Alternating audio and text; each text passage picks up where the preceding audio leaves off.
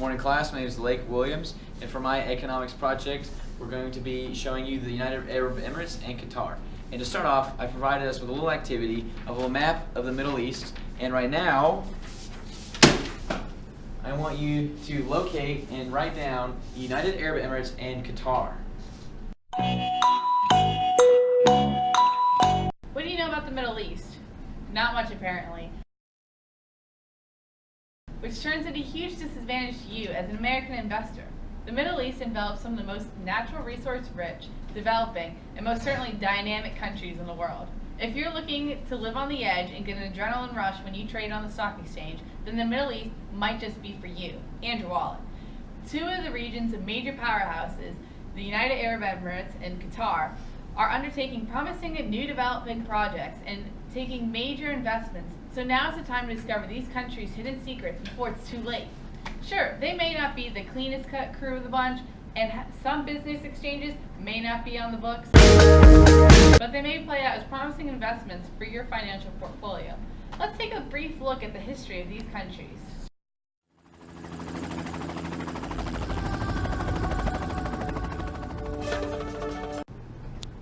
In 1760, the Banias tribe found fresh water on the island of Abu Dhabi, the modern-day capital of the United Emirates, and decided to be a nice place to settle. In 1810, I'm just messing with you. Basically, the British did what the British did in the late 19th century and took protection of Qatar and later the UAE. In the mid-1900s, oil was found in each country, and Britain withdrew from the region, allowing self-governing countries to develop. The United Arab Emirates, Qatar, and Bahrain negotiated becoming a federation, but decided not to and became independent instead. These days, the nations remain connected through OPEC, the Organization of Petroleum Exporting Countries. OPEC seeks stability in the market and cooperation with their customers and other non-OPEC producing countries. At least that's what it says on their website. Now let's get into the deep macro stuff.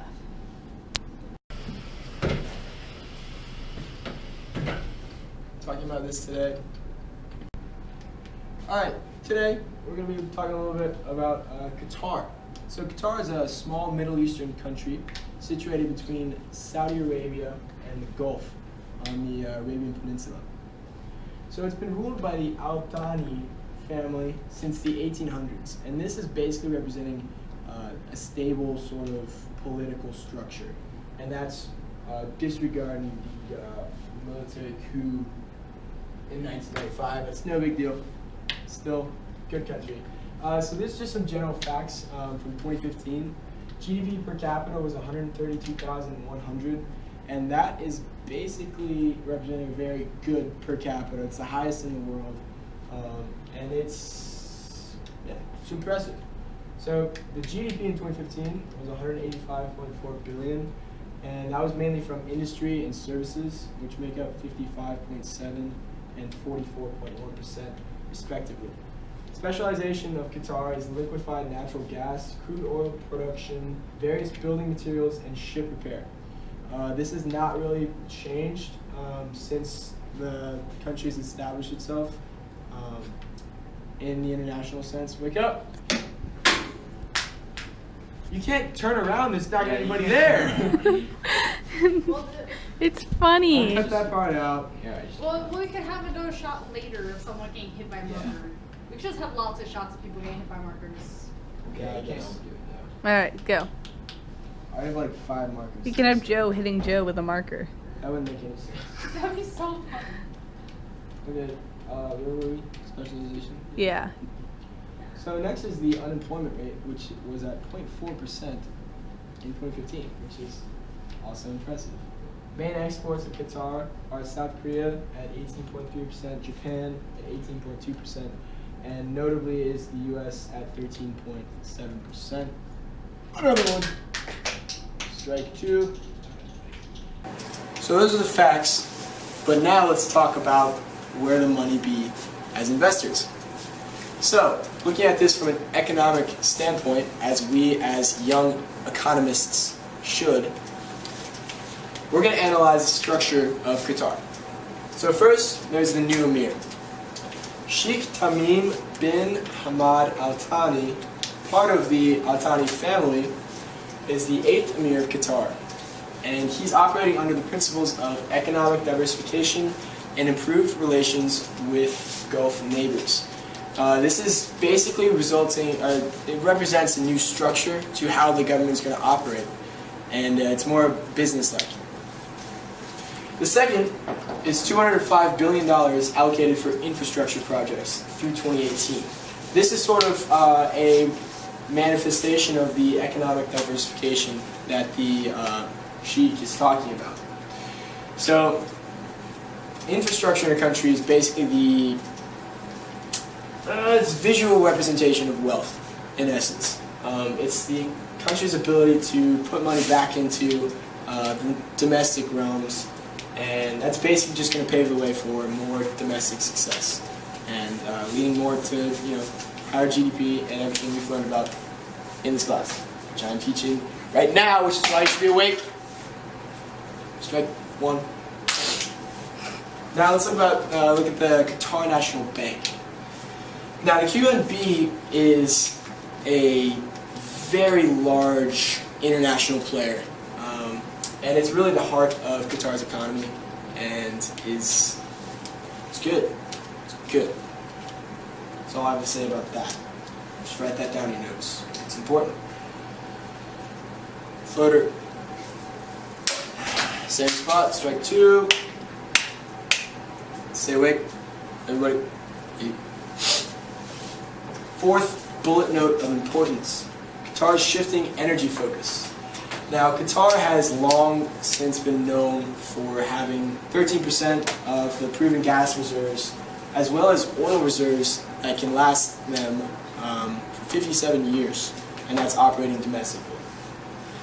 But despite this, the Sheikh is still committed to investing $125 billion into renewable energy sources, and they aim to be 20% green by 2024. And this is just another representation of potential investing. We've learned about just all sorts of potential investments that can be made into developing technologies and things like that. Now we're going to move on to tourism, which is the fifth bullet note of importance on the board, which you should be writing down. So the goal is 3% GDP contribution.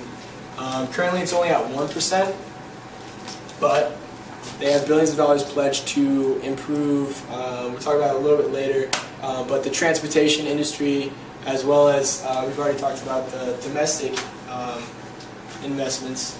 And this is all going to help tourism as it sort of becomes more established internationally.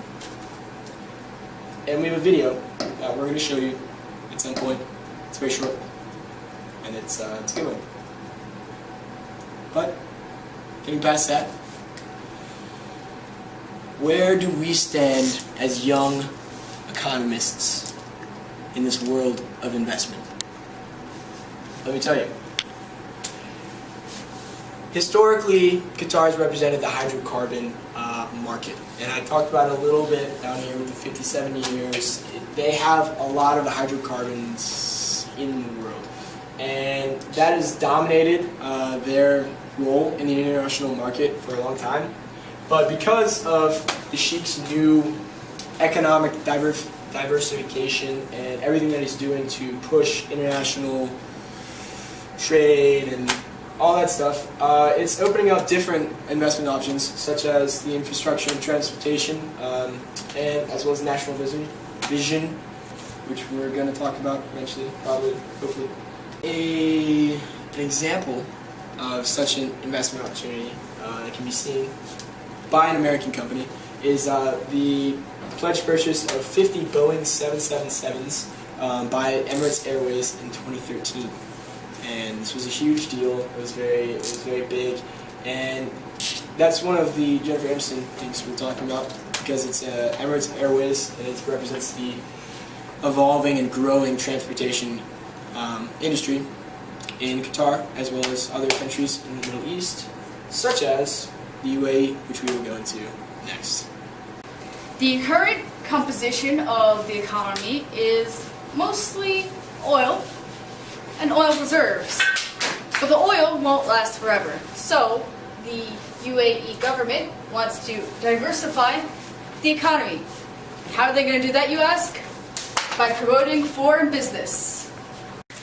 In the UAE, the economy has been having a real GDP growth rate of 3.9%, or at least that's how it was recorded in 2015. It's slightly lower than what it's been in past years, but it's still a strong rate, shows that progress is being made. As for the composition of the economy, it's approximately 0.8% agriculture, 46.9% industry, and 52.3% services.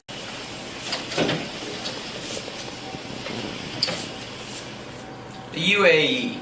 Here's why you should invest. Number 1, sustained projected GDP growth by Oxford's Economic Studies. With a name like that, they gotta be trusted. Housing market is a little low right now, but it's definitely bottoming out and headed straight back up. 3, oil is going to be less of a factor in our GDP. We're becoming less oil dependent. By 2021, we'll be from 30% all the way to 20%. We're doing stuff like hydrocarbons, natural gas, solar energy, anything you want, we got it. Number 4, growing tourism means growing economy. You see in our huge buildings, everybody wants to see the buildings, they're coming for the buildings. We've got the best buildings. Literally, we talked to China, they said our buildings are the best. Number 5, diversified economy and freedom from tax to make business a breeze. So what? Here's what. Invest now. Don't wait. Both nations providing great opportunities to exponentially increase your profit and your bank account. Right, Caleb? Yeah. Thank you.